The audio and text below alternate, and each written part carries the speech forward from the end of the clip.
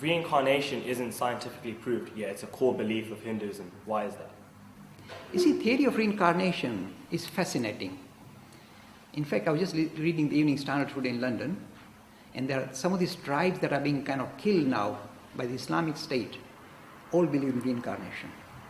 All of these, Yazidis and all this, love reincarnation. By the way, let me tell you about reincarnation. This is nothing new in the Western world. Every major philosopher, Greek philosopher that we like, Pythagoras, Aristotle, Plato, the whole lot believe in reincarnation. So it's nothing new for the Western world. So what is the proof? It's a very beautiful question. Never accept things just because somebody said so. Now, if I ask you, do you remember your past life? None of you put your hand up. That means surely it must be flawed. You can't believe stuff like that. It's too airy-fairy. There's no real, proper proof.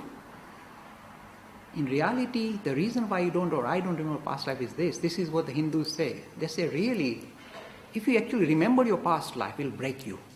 It will break your backbone. Because it will be so real that you left so many people crying behind. You remember them suddenly, you'll say, my God, I left my wife and my children or whatever. You'll break down.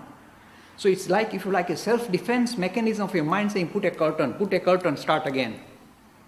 Don't keep mixing up your past lives. You say, Mr. Lakhani, that's not proof of reincarnation. They said, it's a cop-out. It's an excuse why we don't remember. You are something solid. And I come from physics. And I don't believe in stuff unless I can be sure of it myself. I won't give it to you unless I'm sure. You say, I would have been like this, saying, I'm not sure. But then, there's one professor called Ian Stevenson, who in the last 50 years or whatever, he's passed away now, he done tremendous research on the theory of reincarnation in University of Virginia. Now, he was a Christian, he's not Hindu, but he said, I want to, do some research.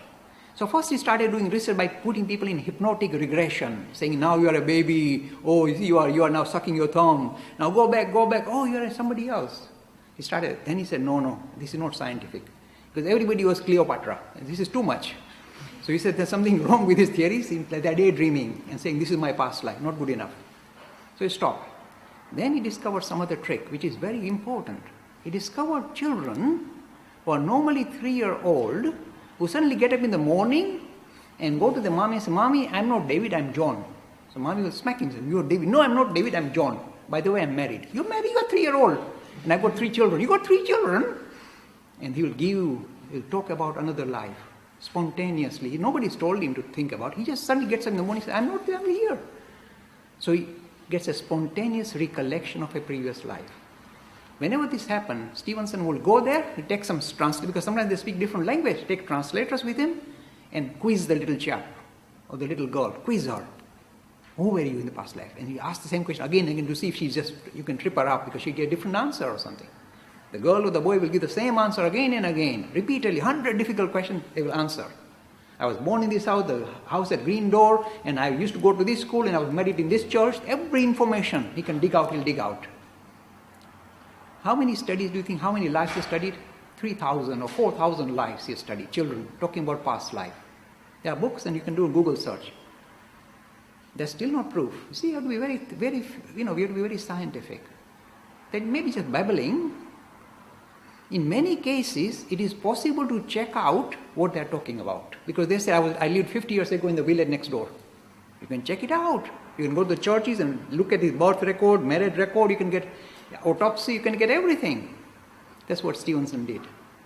And here he hit the jackpot. Everything fitted perfectly. He said, is this coincidence? They're babbling and there was another life similarly? No coincidence, not because you do mathematics. It's not statistically possible to be purely by chance. Something is happening. Second thing, maybe there is genetic link between the first life and the second life, so information passed through genes. Genes are so crafty, they pass so much information. He checked, no genetic link, no uncle, aunt, nothing linked with the 2 lives, separate lives.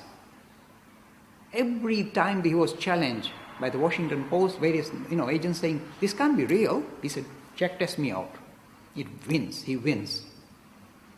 He was really amazed. He said, I'm not a Hindu, I'm not here to prove income, but I'm simply saying, what I've discovered, this is not speculation, this is not supposition, this is a scientific fact. This boy is talking about a life, I can check it, it's there.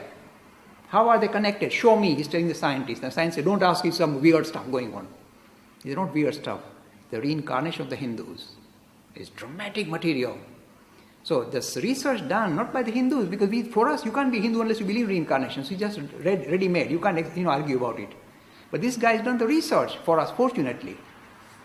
And now he's reincarnated, so we can't catch him anymore. But this is if you like, the marvelous scientific evidence. I call it scientific evidence. How are these two lives linked? Show me. Genetics, coincidence, mathematics. Show me. None work except reincarnation.